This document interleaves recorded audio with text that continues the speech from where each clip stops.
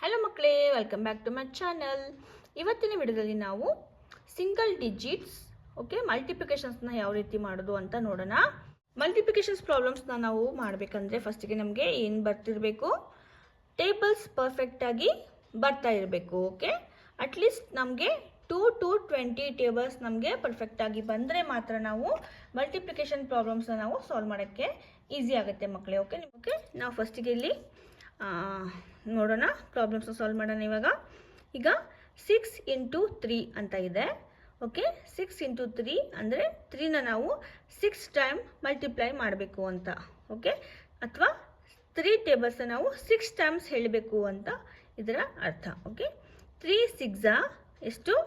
3 1 3, 3 2 6, 3 3 9, 3 4 12, 3 5 15, 3 6 18.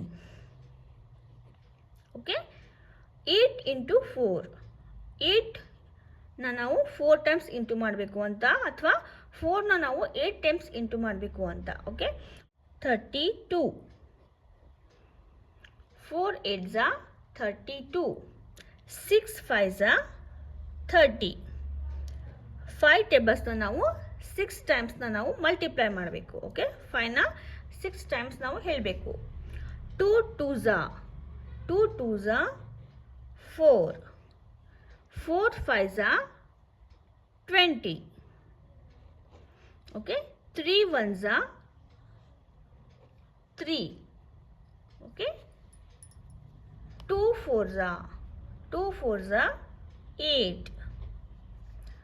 3 5 3ನ ನಾವು 5 ಟೇಬಲ್ಸ್ ತನಕ ಹೇಳಬೇಕು. 3 1 3, 3 2 6, 3 3 9, 3 4 12, 3 5 15. ಈ ರೀತಿ.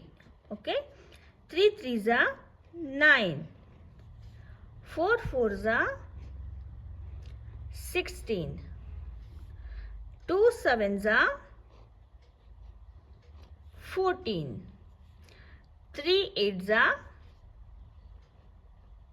24. 5 9 45, 2 6 12, 5 2s or 2 5s 10, 1 8s 8, 5 5s 25, 6 6 36.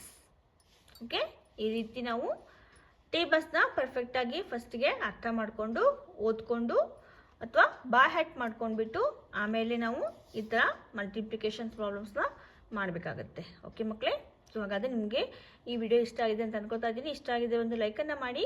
ಇದೇ ರೀತಿಯ ಹೆಚ್ಚಿನ ವಿಡಿಯೋಗಾಗಿ ನಮ್ಮ ಚಾನಲನ್ನು ಸಬ್ಸ್ಕ್ರೈಬ್ ಮಾಡಿಕೊಳ್ಳಿ. ಹಾಗೆ ಈ ವಿಡಿಯೋನ ನಿಮ್ಮ ಫ್ರೆಂಡ್ಸ್ ಜೊತೆಗೆ ಶೇರ್ ಮಾಡಿ, ಅವ್ರಿಗೂ ಕೂಡ ತುಂಬ ಹೆಲ್ಪ್ಫುಲ್ ಆಗುತ್ತೆ.